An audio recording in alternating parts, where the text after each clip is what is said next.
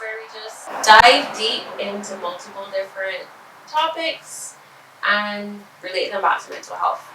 So today, I'm gonna just talk about, I'm gonna yap a little bit. We're gonna talk about New Year's resolutions. So we're in January. Well, we're filming this in January. Y'all may see it later, probably in February. But did you know that 80% of people give up on their New Year's resolutions by February? And then like 8% of people usually finish their resolutions in general by the end of the year. So let's take a second with that one and be like, okay, does that mean that we're failures if we're constantly setting New Year's resolutions and failing them every single year? We start out with these big goals and we're like, oh, I'm going to conquer the world basically. I'm going to start with this fitness journey and I'm going to lose 200 pounds and I'm going to stick with it and I'm going to keep going and the world's going to be sick of me. People are going to be sick of me, essentially. And then you're just like, I'll do 30 days. Then by the 30 days, you start dwindling. So there's one point where there was Yoga by Adriene. So there's a lady named Adriene. She does Yoga by Adriene on YouTube. She used to do 30-day yoga. For the past 10 years, she's done 30-day yoga. So January 1st to January 31st, like she would drop a video like explaining everything on January 1st to give the party goers a little ease. And then January 2nd to January 31st, she would do 30 days of yoga. I used to struggle to finish 30 days yoga because some yoga is like easy, calm. Yeah, I could do this so smooth. And then others is like, oh my goodness, this is Pilates level and I hate this and I can't stand it and I'm dying. But the videos were like sometimes 15 minutes could be as long as 45 minutes. She really does like 45-minute videos because people don't actually stay out for 45 minutes because yoga for 45 minutes is long.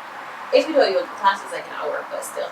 Anyways, it's a long time, it's a long commitment, it's a lot of effort. But even with those videos of doing 15 minutes, 5 minutes here and there, it used to be so hard because you're doing this every day. Monday, Tuesday, Wednesday, Thursday, Friday, Saturday, and Sunday. So it's not like if you're giving yourself a break, it's not like if you're just saying, okay, I don't have to do this every single day, I'll do this 4 times a week, or setting more of a realistic goal for yourself. You're giving yourself this, oh, I have to do this every single day. And it is very hard to keep doing something every single day. So I know that there's people who do 75 hard, and in 75 hard you have drink a gallon of water. No alcohol. No sugar. No, you don't have to have no sugar. You just have to stick to a meal plan. Right. You have to do 2 45-minute workouts and one has to be outside. You have to take a progress picture. You have to read 10 pages of a non-fictional book. Yeah, those are the rules for 75 hard. And when you think about it, it's not a fitness challenge. The creator literally said it's not a fitness challenge, it's a mental toughness challenge. And for 75 days, if you mess up one day, you have to start over. And when you think about stuff like that, 75 days is a lot of time. Like, yes, mental toughness, and it's just a challenge, and it's not supposed to be something that you're like, oh, this is sustainable, and I'm gonna keep doing it. It's a challenge. But when we're looking at New Year's resolutions, we shouldn't necessarily be looking at it as a challenge. We should be setting them more so as I want my life to change and I want this thing to continue. If I want to be different, I want a life change rather than, oh, I'm trying to be perfect. So more progress over perfection. Like, we don't usually plan it out properly. And there's also like people who will, so with the planning it out properly, you'll plan for January. And then when February is coming, February meets you and you're like, oh crap, I forgot to plan for February.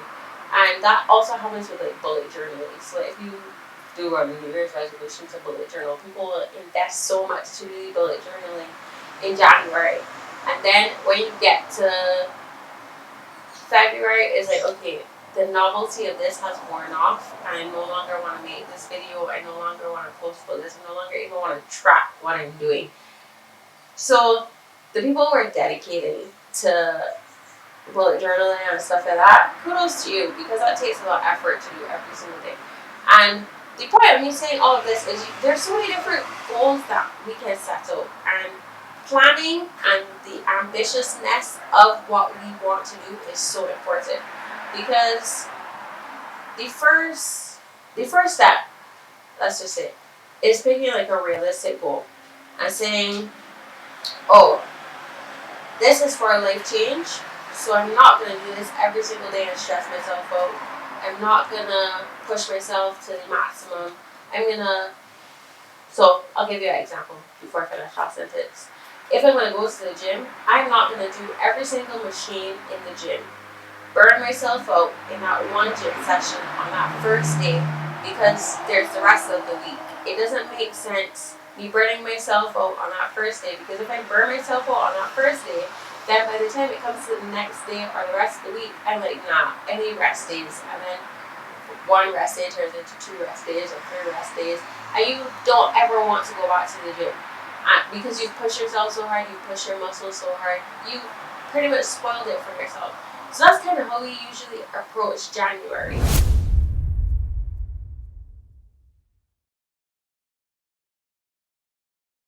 We're like, oh, we're gonna go hard and fast into this, and we're just like, yeah, I'm gonna start this, I'm gonna be perfect, and I'm gonna lose all of this weight, and I'm gonna have all of these goals that are crazy intense. We only plan for January, or we only invest the effort into January, and then we're burnt out by the time it hits February, and for the rest of the year we just start dwindling. You might last a little bit longer than a month, so not everybody lasts a month, but a lot of the heavy, structured, in the sense of it's grueling on your body, not that it has structure, is dwindling off, because really, I can't keep up with this routine anymore. We put so much pressure on ourselves to have like these big wins and to have these overall goals. So with the New Year's resolutions, we also usually look at goals as huge pictures. So if I want to save $10,000, instead of cutting it down and being like, oh, I'm saving $192 every single week, we just focus on the $10,000, and it seems like such an unrealistic number to hit. Another example, if I'm doing, I just burped. If I'm doing 100 push-ups, by the time I've counted to 10, 90 more seems like so much. 100 seems like so far away. Just like how $10,000 seems like so far away. But when you break it down into the 192, you actually realize, okay, can I actually save $192? Do I have the money to do that? Do I like weekly do that? Do I save monthly? How does this fit into my life? So now I can maneuver this goal, and I can adjust the goal to be like, okay, then I can't actually save $10,000, or I can save more, or I can save that amount and I can save it monthly but not weekly, or I can save it weekly or bi-weekly, etc., etc. So now I know how to make this tiny goal seem more manageable, and I know I have a plan, I have a structure of how I'm going to save this $10,000. In this plan, I know that by the end of the year, if I've kept consistent, which is the key word, consistency, then I'm not gonna be a failure. I'm not gonna fail at it. I don't feel as though the reason why we put so much is because we like already know like we're gonna be a failure. Like, I don't think failure should be associated with it. Yes, I'm asking a question today. Like, are we failures if your New Year's resolution fails? But it's more so we have the right idea and start off with good intentions, but like a bad approach to it. And no one actually talks about the pressure that we put on ourselves to achieve these bigger things. Because the year is fresh and it seems like, ooh, I have so much time to do all of these things. And we think, okay, I've given myself enough time. That's like, okay, like if you're about to lose weight, let's say you're getting married and you want to lose weight in 6 months. You can procrastinate and then 3 months comes and you have to do like an extreme diet and extreme working out so that you get the same results. Or you could have used the 6 months and you have more time to do it. That's the intention I feel like we usually have with New Year's resolutions, like, oh, we have so much more time. But then the consistency and the commitment doesn't stay there because we usually thrive off of motivation and not discipline and consistency. So we go based on the feelings that we're having of, oh, I would really like to do this and I'm motivated to do it and I can count down 30 days and it seems so easy, and then we get burnt out of that motivation, and instead of continuing with the discipline, our emotions kind of take over and it's like, oh, but I don't feel like doing this today, I don't feel like completing this. Or sometimes we get sick and it's really hard to get back on the horse, get back on the wagon again after an obstacle has come your way. And that's another thing about goals that we don't really pay attention to. We set out things that we want to happen, but it's not often that we look at the fact that there are obstacles, that things are going to pop up and cause turmoil to happen that's going to stop us or try to limit us from reaching these goals. We just look at a goal and think, okay, if I do X, Y, and Z, it's going to happen. But sometimes it doesn't happen that way. So it's really hard. There's so many aspects of it that we don't pay attention to, and it's really hard to keep up with this because it sometimes feels like if there's so many different things triggering it to fail. So the word failure, I'm looking at it and realizing that there's a lesson that can be learned from failing and shifting your mindset. Failure could be a lesson. Every onset resolution gives us insight into ourselves, like what was happening, what motivates us, what are our habits, and what doesn't motivate us, what stops us from doing things. So if we actually look at the failures, we can pick resolutions and set goals that we can actually achieve if we structure it in the way that we should. So, shameless plug, I'm actually doing a workshop. I don't know if this should be posted before the workshop that I'm doing. If you watch this and you want to take part in the workshop that addresses all of these and actually helps individuals to cater their goals to themselves and keep them on track with their New Year's resolutions, then you can sign up. The form should be in the description below. So, shameless plug there. Get on it. But continuing, progress over perfection.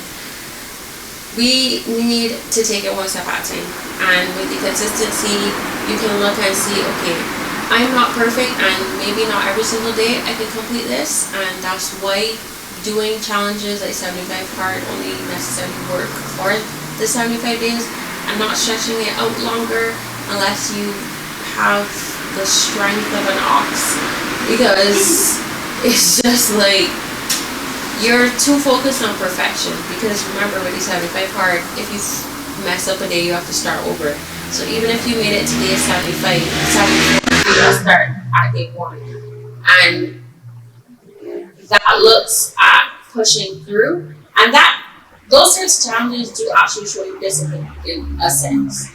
If you take it and overboard it, then it will show you, okay, I just want to be perfect at something. But it can show you that even when you're not feeling like, oh, I don't feel like working out today, I don't feel like getting up today, just being consistent, shifting your mindset, and working with what you have can allow you to achieve the goal that you actually wanted to achieve. It's not just about being perfect and doing it exactly how you think it's supposed to be done, and that's the only way. So there are multiple different ways of how you can achieve your goals.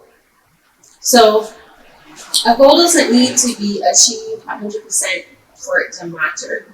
We also have to celebrate the small wins. So let's say I did want to save $10,000 and I didn't save $10,000. I only saved $5,000. I've still saved money. I've still put aside money. Obstacles get in the way, so of course I can't perfectly save all the time. And if I had a perfect year where I was able to save $10,000, good on me. But if I wasn't, if I had a huge medical bill or something happened, insurance, fire, death, etc., something that just took money. Sometimes I need extra things at the supermarket. So anything can happen to be an obstacle. It's more so looking at it and saying, you know what? I have this small win. And when you look at it, sometimes small wins are big wins in and of itself. So saving $10,000 is a lot of money to be saving. Saving $100 can be changing for some people. I know in today's age, like money is pretty much becoming so, I don't even know what's the word. Obsolete, obtuse, useless, failing. Thanks, sweetheart. It really is just like, okay, something that I could have spent $100 at the supermarket before and gotten so much, and now you go get 5 items and it's like $150, and it's just like, wow, this is crazy work. Y'all are really doing this over here to us? Well, okay, fine, no problem. But that small win, now that $100 can go to something that you really needed it for. Maybe it could pay off debt. Maybe it can go to an obstacle that is for your future. We're going to continuously have obstacles. So if we continuously have these obstacles, if you can hear in the background, their motors may come in. I'm so sorry. We're so sorry. Derek is going to try his best to edit it out, but that might not happen. And that's just the beauty of being in the location that we're in. Anyways, so that's the topic. You start small, you have more manageable goals, celebrate the small wins, and be graceful with yourself. Have grace, have self-compassion. Say, you know what? I strive for that $10,000, but it's okay if I only save 5, 6, 2. I did something. The failing of not doing it till the end of the year, you did it for January. Good on you. If change, and if you want more and a better outcome, let's use the word outcome. You want a better outcome, then consistency, progress over perfection, and I just want to end by saying you're not a failure. You're not a failure because a resolution didn't work out. You're a human being. Every step matters. Just because it didn't happen last year doesn't mean it can't happen this year. And just because it doesn't happen this year doesn't mean it can't happen next year. You need to take the small things and apply it to the bigger picture. So look at the fact that, you know what? Maybe I did start a fitness journey, and maybe I do want to continue a fitness journey. I stopped in February, but I can pick it up in March. I stopped for 2 days, I can pick it up again. Like, there's nothing stopping us from continuing. Saying that I'm a failure is kind of giving in to failing, literally. Like, just being like, okay, I didn't succeed at this. But if you continue, who's to say that, stretching it out longer and adjusting with time doesn't mean that there's going to be success at the end of it. It just took you to do it. It just took you longer to do it than you originally thought that it was going to take. So the timeline seems longer, And it seems like if you failed originally, but you didn't, it just was a more stretched out plan. So let's shift our perspective from perfection to progress and see if we can keep going. Comment down below something that you're proud of, even if you didn't fully complete it. Commit or complete it. If you did complete something, also comment that down below. What were your New Year's resolutions this year? Are you still going with it? Did you stop? Do you want to start back? What do you think is going to get you to start back? You can DM, email, reach out and try to do the workshop. I'm going to have another workshop later down in the year, probably around June. The same topic. Also trying to get people back on their resolutions. So even if you missed this one, let's say February, you can, always catch the next one. Look out for the stuff that we always do, because Instagram, we always post the advertisements, always try to be encouraging. If you want a personal workshop, you can always reach out. Failure is not an option. Yeah. Anyways, thank you so much for watching this episode.